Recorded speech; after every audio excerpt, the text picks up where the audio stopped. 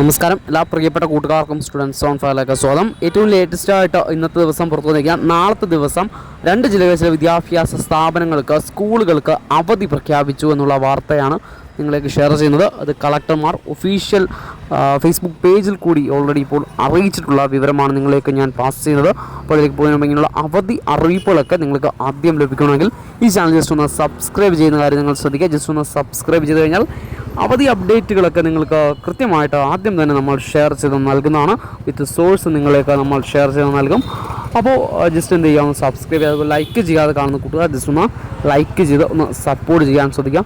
അപ്പോൾ നാളെ 2 ജില്ലകളിലെ കളക്ടർമാരാണ് ആ ജില്ലകളിലെ ചില സ്കൂളുകൾക്ക് അവധി സംബന്ധിച്ചുള്ള അപ്ഡേറ്റ് ഇപ്പോൾ ലഭ്യമാക്കിയിരിക്കുന്നത്.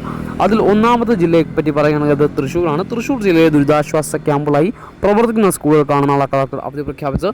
അത് മറ്റൊരു ജില്ല മലപ്പുറം ജില്ലയാണ്. മലപ്പുറം ജില്ലയിലെയും ദുരിതാശ്വാസ ക്യാമ്പുകളായി പ്രവർത്തിക്കുന്ന സ്കൂളുകൾക്ക് കളക്ടർ നാളത്തെ ദിവസം അവധി പ്രഖ്യാപിച്ച ഉത്തരവായിട്ടുണ്ട്.